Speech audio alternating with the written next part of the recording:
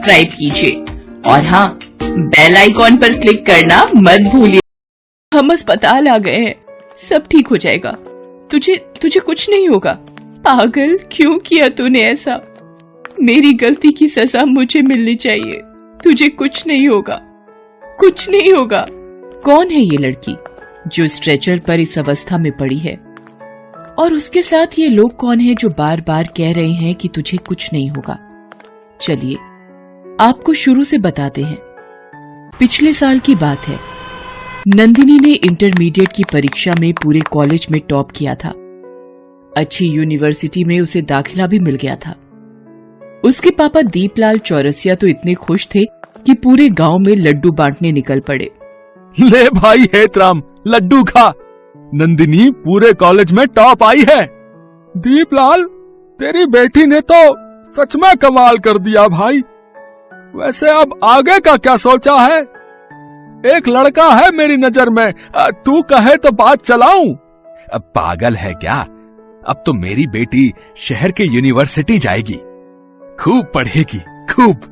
दीपलाल और उसकी पत्नी मीरा दोनों अंगूठा छाप थे, लेकिन वे चाहते थे कि उसकी बेटी खूब पढ़े। शुरुआत में रिश्तेदारों ने उनके इस निर्णय पर खूब सवाल उठाए, लेकिन जब नंदिनी एक के बाद एक मेडल घर लाने लगी तो सबके सुर बदल गए। यूनिवर्सिटी घर से बहुत दूर थी, इसलिए वहीं के हॉस्टल में नंदिनी का रहना तय हुआ और ये भी तय हुआ कि हर 15 दिन में बाबूजी उससे मिलने वहां जाएंगे। दीपलाल ही उसे हॉस्टल छोड़ने गया। उस समय उसकी शक्ल देखने लायक थी। ऐसा लगता था कि वो रो देगा। क्या बाबूजी, आपने ऐसी शक्ल क्यों बना रखी है? ऐसा लगता है कि रो देंगे। पूरा घर सूना करके आ गई है तू। रोना नहीं आएगा तो क्या मैं खिलखिला कर हंसूं? हॉस्टल में नंदिनी के दो सबसे खास दोस्त बने, रजनी और मृदुला। वो उसकी रूम पार्टनर भी थी। वे तीनों साथ मिलकर पढ़ाई भी करते और मस्ती भी। धीरे धीरे कॉलेज के फर्स्ट ईयर के एग्जाम का टाइम आ गया। नंदिनी मन लगाकर पढ़ रही थी। निश्चित तारीख पर एग्जाम शुरू हुए। सभी ने पेपर दिए। धीरे धीरे करके सारे पेपर्स की परीक्षा हो गई। लास्ट पेपर देने के बाद सभी कॉलेज की कैंटीन में बैठे बातें कर रही थी। ऐसा लग रहा है सर से कोई बड़ा बोझ उतर गया है। आज तो मैं जमकर सोऊंगी। अरे वो सब तो ठीक है, लेकिन पेपर्स कैसे रहे? अब तेरे जैसे तो नहीं रहे टॉपर, लेकिन पासिंग मार्क्स आ जाएंगे। और तेरा रजनी?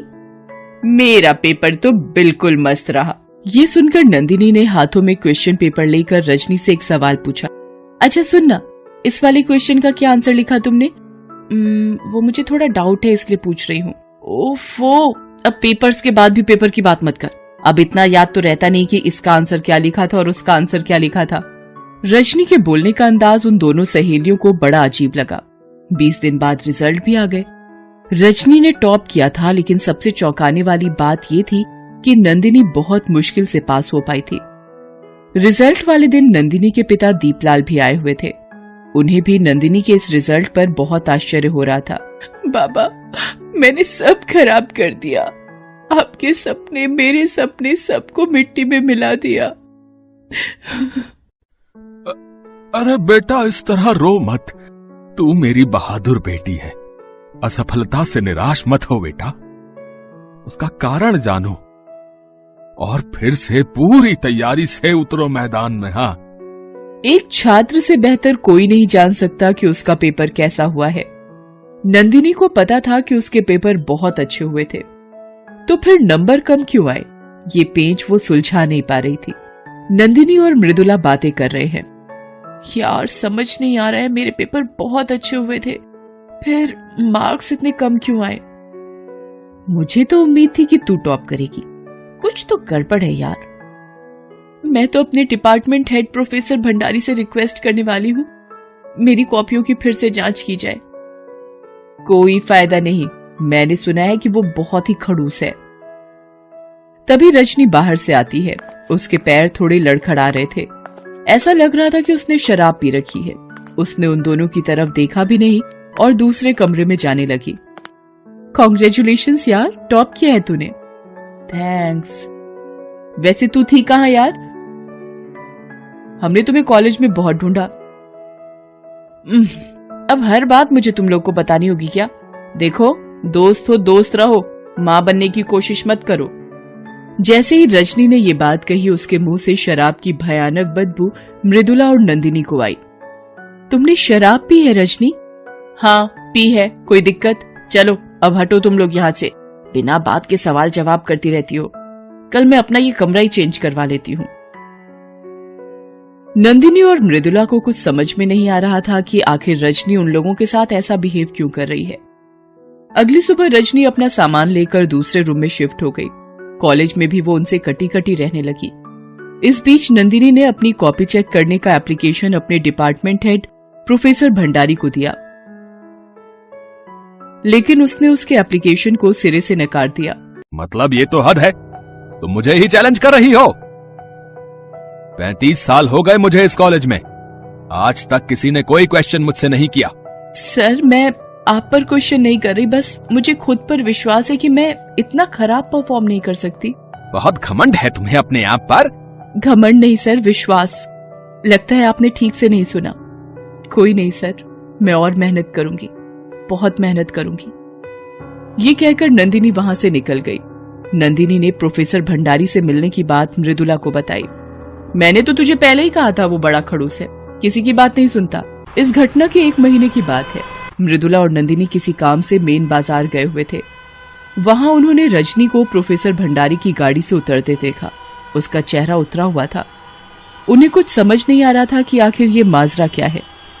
अगले दिन जब वो रजनी के कमरे के पास से गुजर रहे थे तो उन्हें रजनी के रोने की आवाज सुनाई दी। वे दोनों उसके कमरे में गए। उन दोनों को देखकर रजनी ने रोना बंद कर दिया। तुम दोनों यहाँ क्या करने आई हो?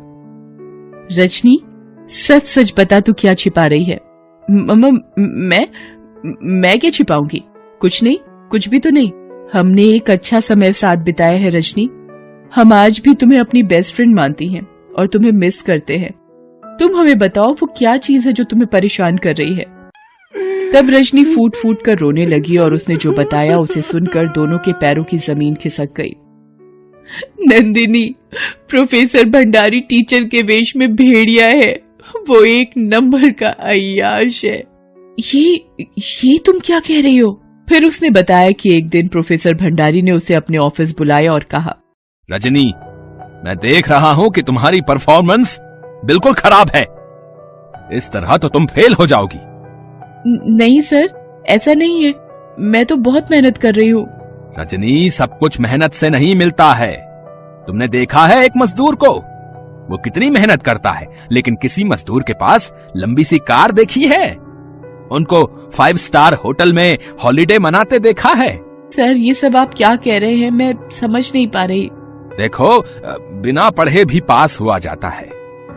तुमसे पहले भी मैंने कई स्टूडेंट्स को पास किया है। बस तुम्हें उसके बदले में कुछ देना होगा, और अगर तुमने इनकार कर दिया तो फिर तुम कभी पास नहीं हो पाओगी। फिर तुम्हारे माँ बाप का क्या होगा, जिन्होंने रात दिन सिलाई कढ़ाई करके बहुत उम्मीद के साथ तुम्हें यहाँ पढ़ने भेजा है।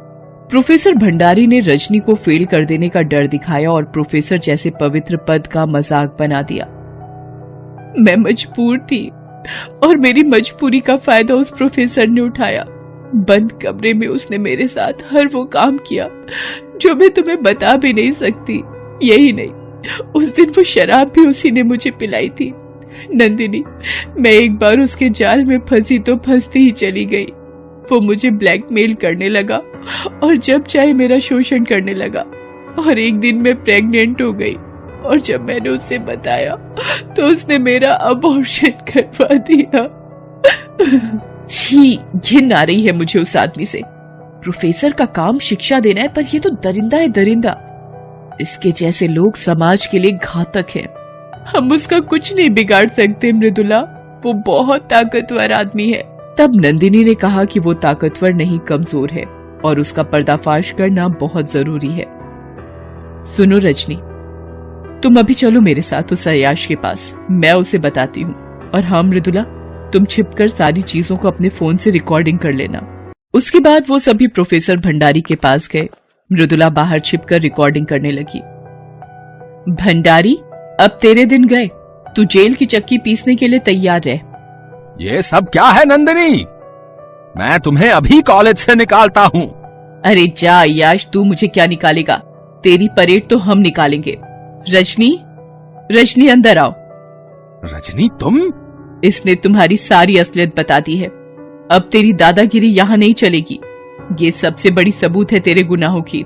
मैं इस सबूत को ही अभी मिटा देता हूँ, रुको। उसके बाद प्रोफेसर ने अपने दराज से पिस्तौल निकाली और रजनी पर गोली चला दी, लेकिन नंदिनी ने उसे धक्का देकर नीचे गिरा दिया और गोली उसको लग गई। ये सारी बातें मृदुला के फोन में रिकॉर्ड हो गई। गोली की आवाज सुनकर कई सारी लड़कियां वहां पहुंची। सभी ने प्रोफेसर को घेर लिया और उसकी पिटाई शुरू कर दी। इस बीच पुलिस आ गई थी। उसने प्रोफेसर को गिरफ्तार कर लिया। रजनी और मृदुला नंदिनी को अस्पताल ले गई। डॉक्टरों ने तुरंत उसका इलाज शुरू किया। उसकी जान बच गई। नंदिनी ने अपनी समझदारी से कैयाश प्रोफेसर का पर्दाफाश कर दिया और कई छात्राओं को उसके चंगुल में फंस